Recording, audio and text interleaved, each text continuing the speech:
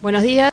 Bom dia, eu sou Patrícia Bantini, aqui tem o Márcia Maggiore comigo. O trabalho que vamos apresentar a vocês foi realizado como apoio, como vocês já sabem, é um projeto que funciona com a LACNIC, que tem como objetivo justamente fortalecer a capacidade de resposta de incidentes de segurança, de informática, na zona da América Latina e também do Caribe.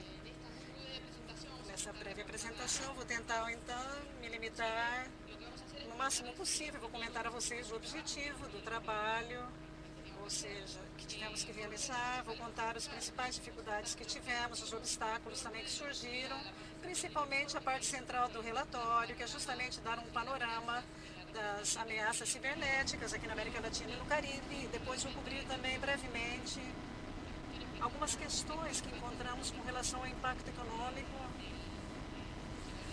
dos crimes cibernéticos na região e vamos depois fazer algumas conclusões com relação a isso. Muito bem.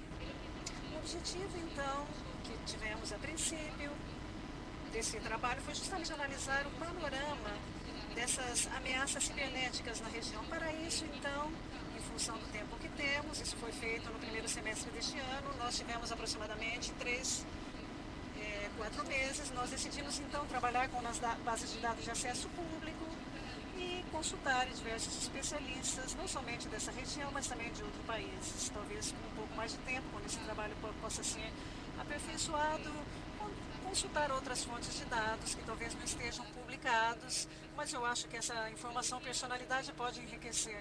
Pedimos que fosse incluído na análise, então, do impacto econômico que podia estar detendo esses incidentes na nossa região e, de alguma forma, estabelecer uma estrutura para que, no futuro, essas estimativas ou cálculos ou questões que tratamos possam ser aperfeiçoadas e atualizadas e também formular várias conclusões, que algumas das quais vamos compartilhar com vocês e algumas recomendações que tenho. Sinto que isso também fosse abordado com uma metodologia de enfoque múltiplo que considerasse não somente as organizações, mas também um pouco a perspectiva das pessoas, ou seja, dos usuários e também dos países, dos governos e principalmente que que pudéssemos dar uma dimensão global. Como eu dizia já, tivemos que tirar algunos obstáculos del camino. Dar fe, nos llevamos un tiempo a aceptar esta propuesta, o sea, ponernos a trabajar, porque ya preveíamos que íbamos a tener varias dificultades y en eso les aseguro que no nos equivocamos.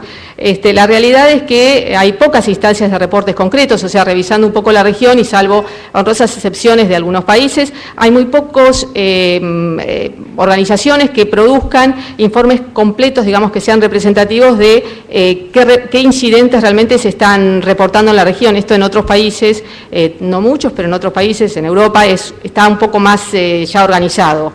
Por otro lado, nos topamos con una ausencia de una taxonomía única. ¿Qué nos pasaba? Leíamos informes y cuando queríamos de alguna manera equipararlos no sabíamos si se estaban refiriendo a lo mismo o cuál era el alcance que se le daba a cada término.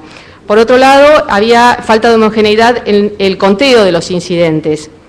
Informes había, la verdad que hay muy buenos reportes, especialmente de empresas que se dedican, consultoras que se dedican al estudio de esto, pero la realidad es que son todos bastante heterogéneos y a la hora de encontrar datos oficiales también eran, vamos a decir, algo así como la excepción. Otra dificultad con la que nos topamos es el encadenamiento de incidentes. Ustedes saben que hoy un ataque es en realidad un encadenamiento de distintos mecanismos y entonces la disyuntiva era cómo los contábamos, cómo los cuantificábamos. Cuantificar el impacto económico, es difícil calcular un ROS y un ROI a nivel de una organización, imagínense esto llevarlo a un país o a la región.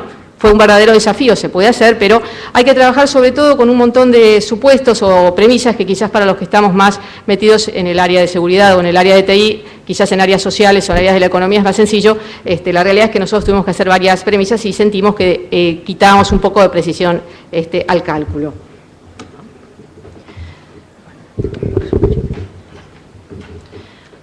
Hola, buen día.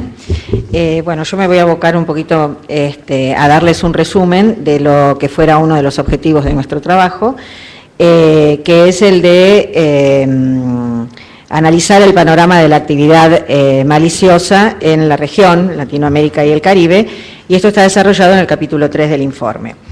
Bueno, para comenzar, vamos a ver cómo se producen los ciberdelitos donde acá debemos aclarar que nos tomamos la libertad de usar esta palabra, ciberdelito, que no tiene ninguna connotación legal ni penal. Entonces, cuando hablamos de delincuentes, generalmente, ¿en qué pensamos? Pensamos en algo como esto, ¿no? Una persona que está atacando con un arma. Ahora, cuando hablamos de ciberdelincuentes, ¿en qué pensamos? Se trabó, me falló la presentación. Cuando hablamos de ciberdelincuentes, podríamos pensar en algo como eso, ¿no? Donde las armas o las herramientas son los componentes de las tecnologías de información. Ahora, ¿qué es lo que hacen los ciberdelincuentes? Bueno, construyen software malicioso, ya sea por parte de ellos o digamos, contratando expertos, construyen software malicioso para atacar a organizaciones y personas con diferentes objetivos. Entonces, digamos, los atacados son justamente las propias tecnologías de información, es decir, este software se convierte en una ciberamenaza para la propia tecnología de información, que es desde donde sacan, digamos, los datos para luego cometer los delitos. Entonces, lo importante acá es conocer y medir estas ciberamenazas para poder eliminarlas y así evitar los delitos que a posteriori se dan.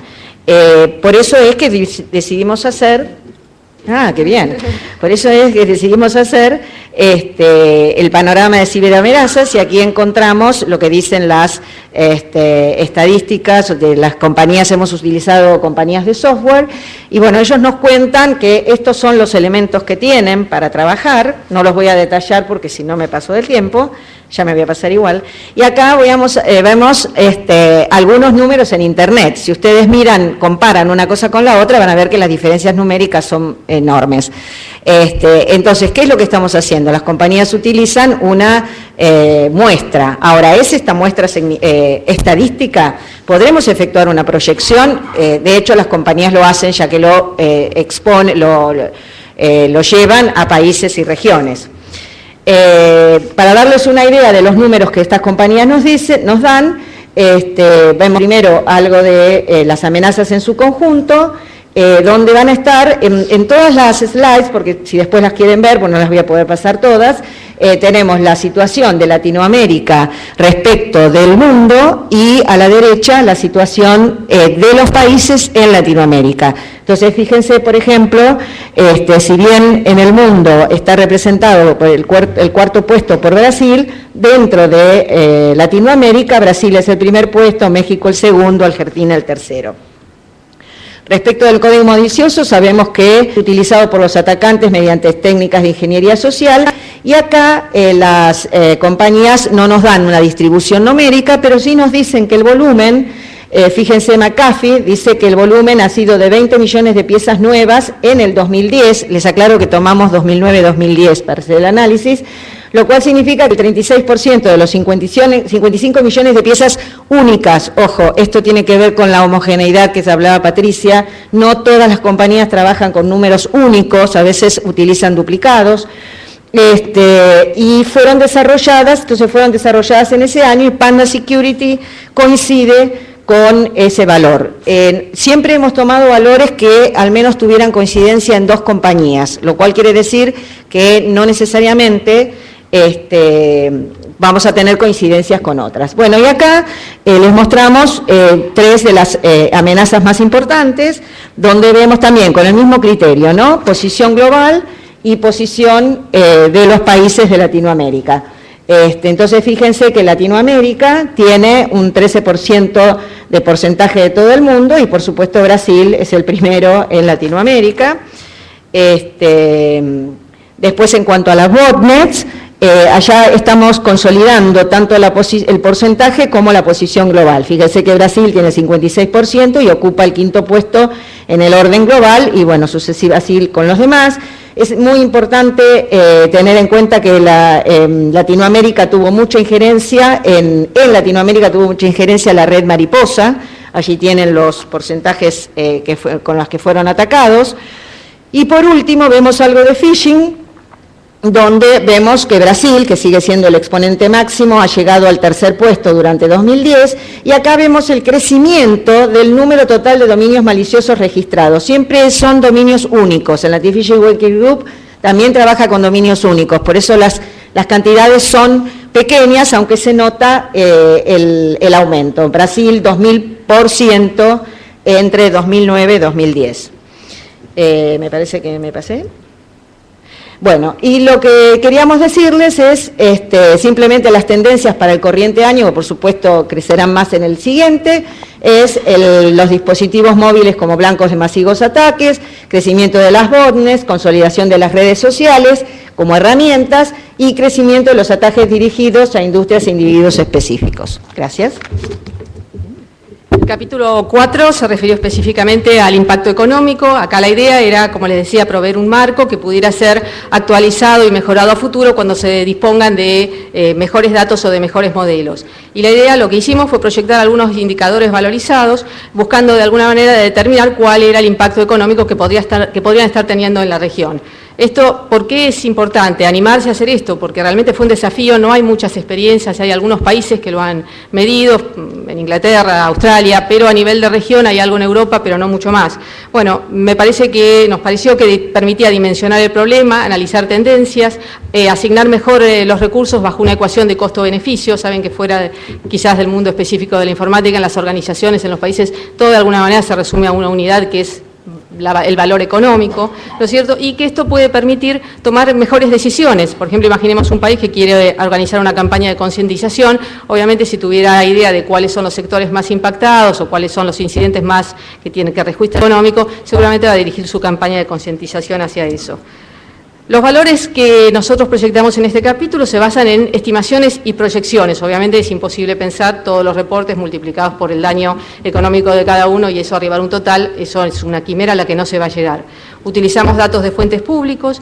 Los modelos que utilizamos de alguna manera fueron copiados, obtenidos de estos reportes de otros países, pero tratamos de utilizar variables locales y siempre focalizamos en el impacto financiero. ¿Qué quiere decir esto? Que dejamos de lado costos indirectos.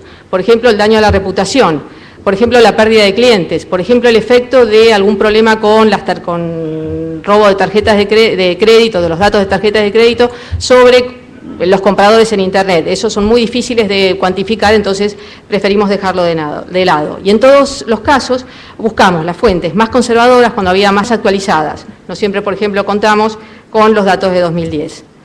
Estos son algunos datos que nosotros les queremos mostrar, a los que nosotros llegamos en forma global. Si ustedes leen el informe van a encontrar datos de países específicos o de sectores, pero estos serían algunos de los que nosotros pudimos llegar en forma global. Fraude en el sector bancario, nuestra estimación fue que rondaría en forma anual en los 761 millones de dólares. Un informe de Febraban, que es la Cámara de Bancos de Brasil, decía que una proyección para el 2010 lo llevaba a pensar que en Brasil esto estaba cerca de los 500 millones de dólares. Saben que Brasil ocupa una parte importante de la economía de Latinoamérica y el Caribe, por lo cual nos pareció que no estábamos muy lejos. En cuanto al comercio electrónico, se encuentra bastante estabilizado y alcanzaría los 196 millones de dólares al año, y en cuanto al robo de identidad, estamos hablando de 920 millones de dólares anuales.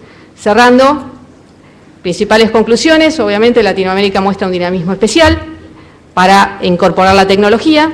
Esto también tiene una contracara, ya les mostró Marcia cómo Brasil, Argentina, México aparecen en las top list digamos, de origen o blanco de incidentes a nivel internacional. Se espera, ya lo comentó el panelista anterior, se espera un escenario cada vez más complejo, con ataques dirigidos, sofisticados, sobre una base ya instalada de mafias organizadas. Obviamente la escasez de datos es un problema, deberíamos hacer algo para eso, pero hay otros problemas que mejorarían la posibilidad de captura de datos, que es contar con una taxonomía, ¿no es cierto? Analizar cómo estudiar los ataques encadenados y de alguna manera seguir trabajando en establecer una metodología de estimación de costos cuando se trata de esta área específica. Obviamente un mayor conocimiento de la actividad maliciosa nos va a poner en mejores condiciones para combatir todo lo que son las ciberamenazas. Entonces, en conclusión, contar con métricas, con datos que de alguna manera tomen las características locales, o sea, lo que es la región latinoamericana y el Caribe, es imprescindible para generar planes de acción coordinados que favorezcan un mejor aprovechamiento de las tecnologías, pero siempre de una manera segura.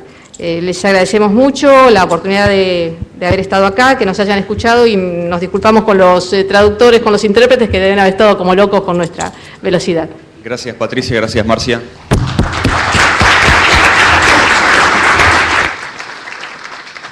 Y lo invito a Eduardo Caroso de ITC Antel. Buenos días. Bueno, vamos a hablar un poco de otro trabajo que se hizo dentro del marco del proyecto.